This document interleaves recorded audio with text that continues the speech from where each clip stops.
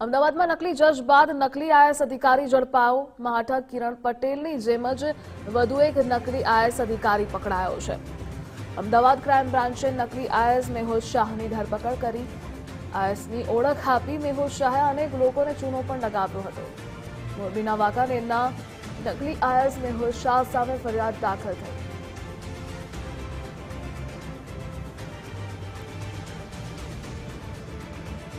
નકલી આઈએસ કે જેને અત્યાર સુધીમાં અનેક લોકોને ચૂનો પણ લગાડ્યો છે। જોકે રોફ જમાવવા માટે પણ તે એક સાથે બોડીગાર્ડ રાખતો હતો।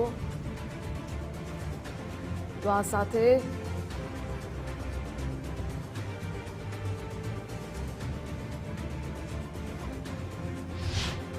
કામેના જે આરોપી છે એ પોતે વિશ્વવિદ્યાલય સ્કૂલ ખાતે ટ્રસ્ટી તરીકે હોવાનું જણાવી અને એ સ્કૂલમાં કલર કામ અને એના માટે પણ એક વ્યક્તિ પાસેથી કલર કામ અને કરાવી એને પૈસા નહીં આપી અને એની સાથે બી ઠગાઈ કરેલી છે।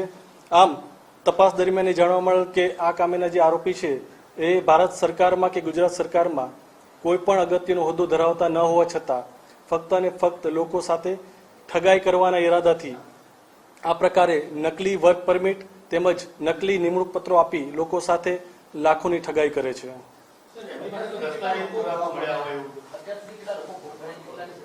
હાલે જે ફરિયાદ છે એ મુજબ 3 લોકોની આપણે આમાં ફરિયાદમાં સામેલ કરેલા છે, પણ લોકોને અમે અપીલ કરીએ છીએ હજી જો કોઈ બી બીજા લોકો બી હોય આમાં તો એ સામે આવે અને પોતાની ફરિયાદ આપે। નકલી અધિકારી મેહુલ શાહને લઈ મોટો ખુલાસો થયો। શાળાના ટ્રસ્ટી તરીકે શિક્ષણ વિભાગમાં ઓળખ આપી હતી। સારવારની વિશ્વ શાળા ટેકઓવર કરી હોવાનો દાવો કર્યો। ઠગ મેહુલ શાહની કરતૂતથી શિક્ષણ વિભાગ પણ અજાણ હતું। પોલીસે કાર્યવાહી બાદ શિક્ષણ વિભાગને જાણ થઈ હતી। અને આજ વખતે આપણી સાથે ન્યૂઝ વોરૂમથી અર્પિત દરજી જોડાઈ ગયા છે। અર્પિત, આ નકલી આઈએસ અધિકારીને લઈ તેના કારસ્તાન પણ જણાવશો અને શું ખુલાસો થયો છે તે જણાવશો।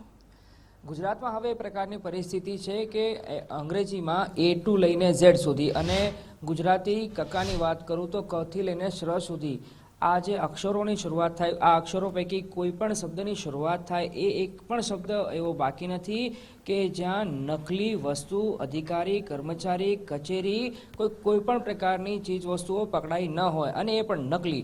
દિવસે ને દિવસે જે નકલીનું રેકેટ છે નકલી માર્કેટ છે એ ફૂલી ફાલી રહ્યું છે અને હવે એક મોટો ફ્રોડસ્ટર્સ એટલે કે મોટો ઠગબાજ ફરીથી અમદાવાદ ક્રાઇમ બ્રાન્ચના હાથે લાગ્યો છે।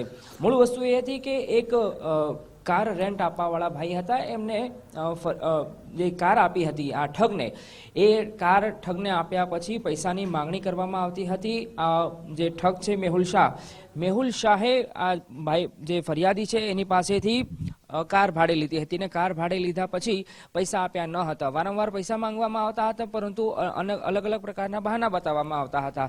અંતે ફરિયાદી છે એને પોલીસે સંપર્ક કર્યો હતો અને પોલીસે તપાસ કરતા એક બાદ એક નવી માહિતી સામે આવતી ગઈ અને એમાં એક મહત્વની વાત એ પણ આવી કે મેહુલ શાહ પોતે વિશ્વ સ્કૂલ અમદાવાદના અસારવા વિસ્તારની વિશ્વ સ્કૂલ છે ત્યાં ટ્રસ્ટી હોવાની વાત કરી હતી, એ પ્રકારનો દાવો કર્યો હતો અને થોડા સમય પહેલા આખી સ્કૂલ છે એ ટેક ઓવર કરી લીધી હોવાની વાત કરવામાં આવી હતી। શિક્ષણ વિભાગની કચેરીમાં 2 થી 3 વાર તે મુલાકાત લઈ ચૂક્યો હતો અને આ મુલાકાત દરમિયાન જિલ્લા શિક્ષણ અધિકારી સમક્ષ એને મોટા રાજકીય નેતાનો સારો એવો સંપર્ક છે, ઘેરાવો છે એ પ્રકારની વાત અને એ પ્રકારનો રોપ પણ એને જમાવ્યો હતો, જેથી વિભાગના અધિકારીઓ પણ એની આભામાં આવી ગયા હતા। ટ્રસ્ટી પોતે હોવાની વાત કરી હતી એ બાદ એને શાળામાં કલરકામ કરાવ્યું હતું અને કલરકામ કરાવનાર લોકોને એટલે કે જે કર્મચારી હતા જે કારીગરો હતા એમના પૈસા પણ ચૂકવ્યા ન હતા અને આખું શાળાનું જે ફર્નિચર હતું એ ફર્નિચર પણ બારોબાર વેચી નાખ્યું હતું।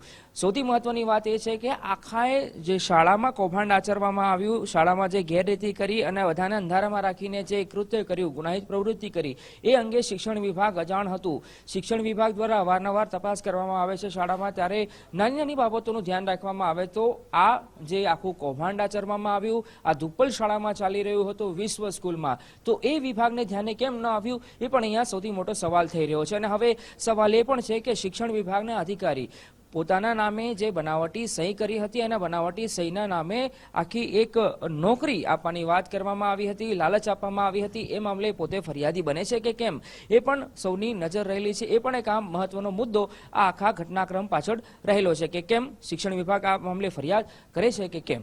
જી અર્પિત, જોડાવા બદલ આભાર આપનો.